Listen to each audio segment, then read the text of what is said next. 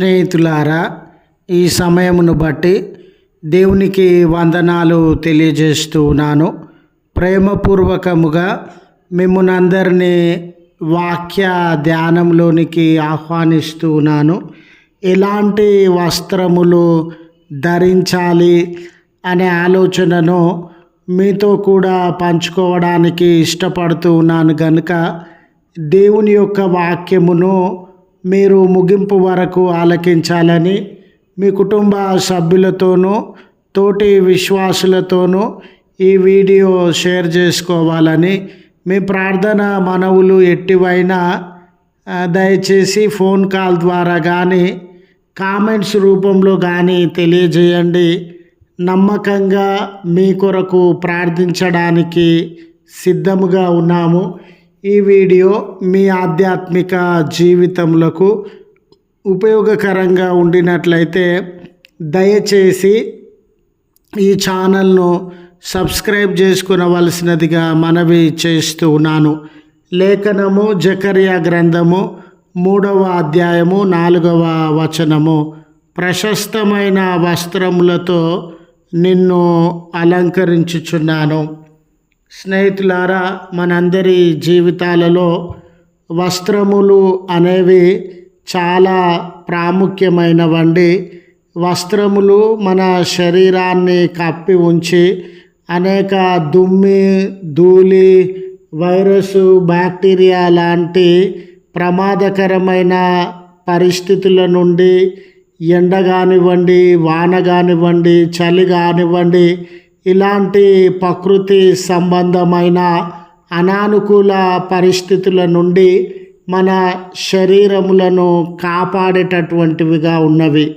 కాబట్టి కాలాన్ని అనుసరించి ఆ కాటన్ వస్త్రములని మరొక వస్త్రములని వాటిని మనము ధరించేటటువంటి వారంగా ఉంటాం. చూడండి, ఎంత ఖరీదైన వస్త్రములను, బట్టలను మనం ధరించినా కూడా అవి మురికిగా దుమ్ము, ధూళితో, మరకలతో నిండిపోతే ఆ వస్త్రములు విలువ లేనటువంటివిగా మారిపోతవి. ఆ దుమ్ము మధ్యనే, ధూళి మధ్యనే మనము వస్త్రాలను మురికితోనే ధరించినట్లయితే అనారోగ్యము పాలు అయ్యేటటువంటి వారంగా ఉంటాం. కనుక బట్టలు మురికి కాగానే వాటిని తీసివేసి శుభ్రమైన బట్టలను మనము ధరించుకునేటటువంటి వారంగా ఉంటాం. కొన్ని పర్యాయాలైతే మన చిన్న బిడ్డలకు మనం వస్త్రాలు ధరింపజేస్తామండి. వాళ్ళు చిన్న బిడ్డలు, వాళ్ళు వస్త్రాలు ధరింపజేసుకోలేరు, లేక మురికైనటువంటి వస్త్రములను మార్చుకోలేరు. ఆ చిన్న బిడ్డలో అటువంటి శక్తి లేదు కనుక వారు భోజనం చేస్తూ కానీ, మట్టిలో అక్కడిక్కడ ఆటలాడుతూ కానీ, వారి వస్త్రములు మురికి పాలైనప్పుడు మనమే వారి దగ్గరికి వెళ్ళి వారి వస్త్రములను, వారి బట్టలను తీసివేసి పరిశుభ్రమైనటువంటి వస్త్రములను అందించే వారంగా ఉంటాం. ఆ మురికి వస్త్రాలతో ఉన్నప్పుడు ఎవరికి వారు ఆకర్షణ లేకుండా అందరి చేత తృణీకరింపబడేటటువంటి వారుగా ఉంటారు. ఎప్పుడైతే పరిశుభ్రమైన వస్త్రములను ఇచ్చి వారిని అలంకరిస్తామో అందరి యొక్క ప్రేమను, ఆకర్షణను వారు అనుభవించేటటువంటి వారుగా ఉంటారు. చదవబడిన లేఖన భాగంలో జకర్యా గారు తన దర్శనమందు ఈ సంఘటనను వారు గమనిస్తూ ఉన్నారు. ఆ సంఘటన ఏంటనంటే ప్రధాన యాజకుడైనటువంటి యెహోషువ గారు, ప్రధాన యాజకుడైన యెహోషువనండి. ఆ యెహోషువ గారు మరి మురికి వస్త్రములతో ఉన్నప్పుడు సాతాను అతని మీద నేరారోపణ చేసేటటువంటిదిగా ఉంది. చూడండి, పరిశుభ్రమైన వస్త్రములు మనం ధరించకపోతే చుట్టూ ఉన్నటువంటి వారందరూ మనలను వెలివేసేటటువంటి వారుగా, వేలెత్తి చూపెట్టేటటువంటి వారుగా, నిందించేటటువంటి వారుగా, మన సహవాసానికి, స్నేహానికి, ఆతిథ్యానికి, అనురాగానికి దూరంగా ఉండేటటువంటి వారుగా ఉంటారు. శుభ్రమైన వస్త్రములను మనం ధరించకపోతే ఎన్నో అనానుకూల పరిస్థితులను, వ్యతిరేకతలను, బలహీనతలను మనం అనుభవిస్తాం.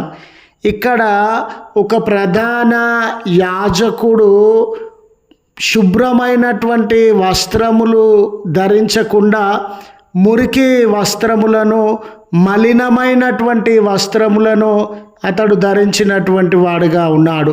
కనుక అవి అసహ్యకరమైనటువంటి వస్త్రములు, ఆకర్షణ లేనటువంటి వస్త్రములు.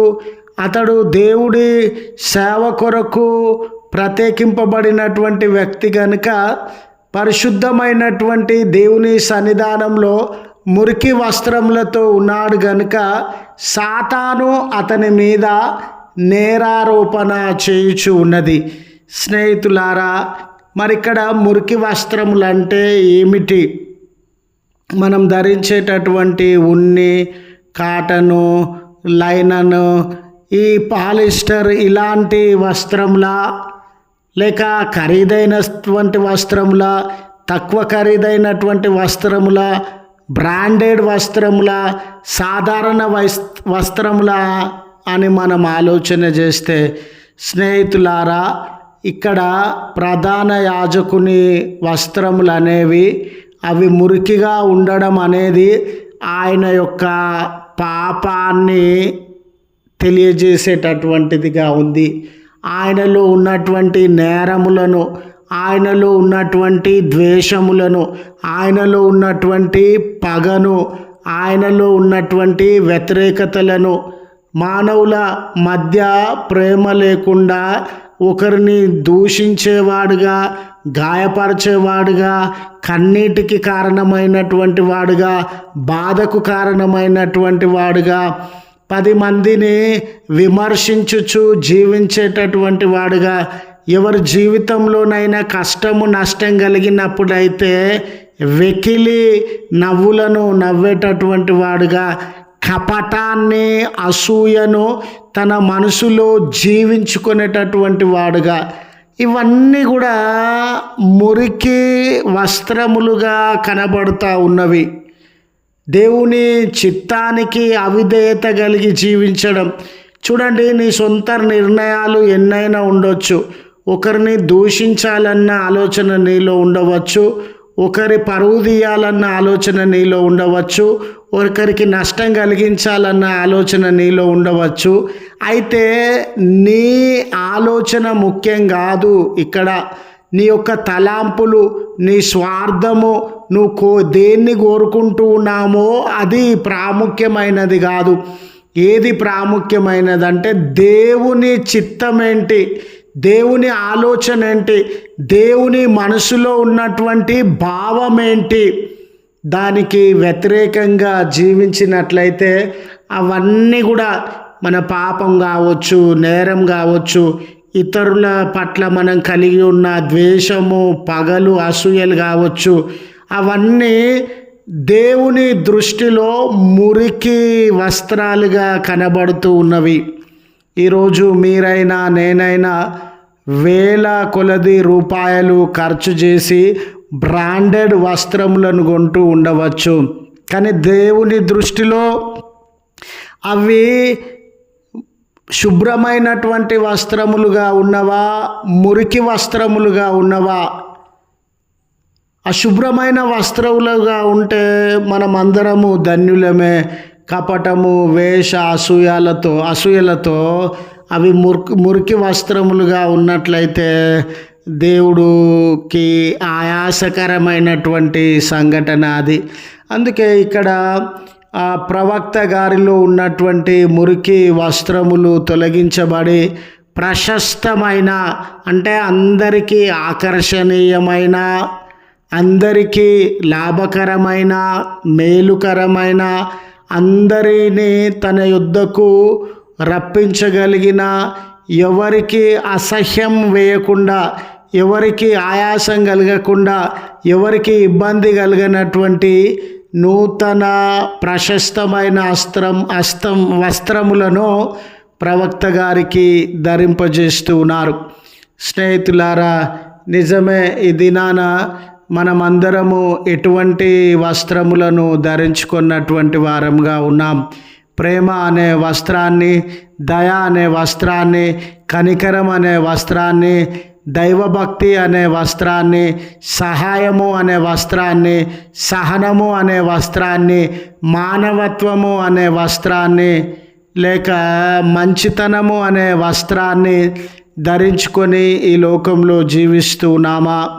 లేక కపటము అనే వస్త్రాన్ని, అసూయ, ద్వేషములు, పగలు, హింస, నిందలు ఇతరుల మీద మోపడము, అవమానములు, ఇతరులను అవమానించడము, ఇలాంటి వస్త్రములను మనం ధరించుకొని జీవిస్తున్నామా?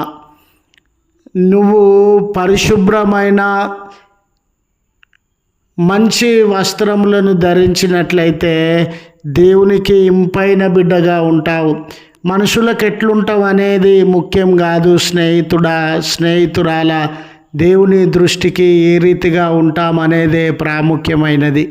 గనుక మంచి వస్త్రాలు, దయ, ప్రేమ, కనికరం కలిగిన వస్త్రాలు ధరించి దేవునికి ఇంపైన బిడ్డలుగా జీవించాలని గుర్తు చేస్తూ ఈ మాటలు ముగిస్తూ ఉన్నాను.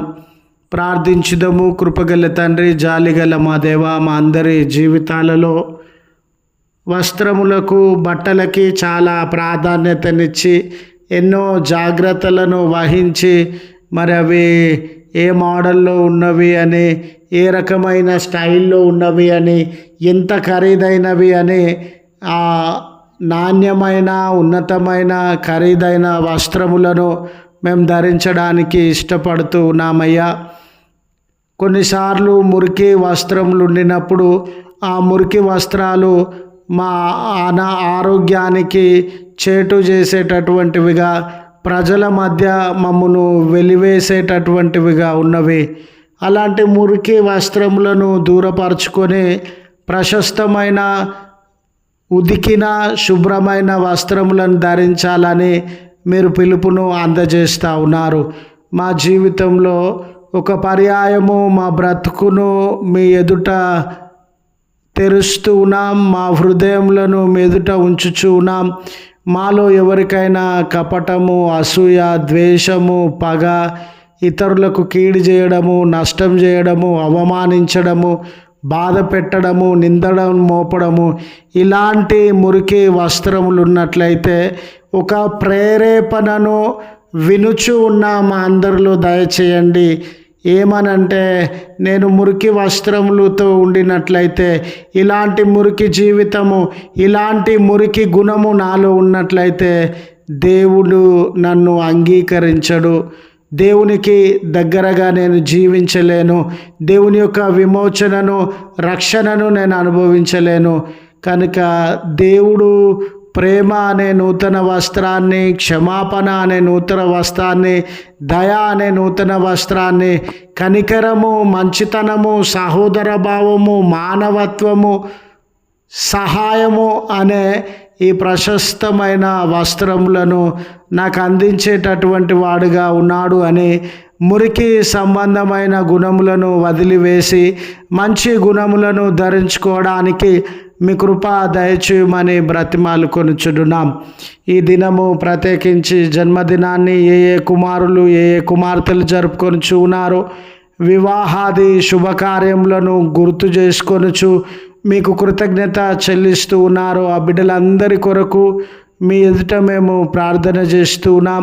ఆయుష్, ఆరోగ్య బలములను దయచేయండి. అనారోగ్యంలో ఉన్న బిడ్డలకి ఈ ప్రార్థనలో ఏకీభవిస్తూ ఉండగా స్వస్థతనివ్వండి.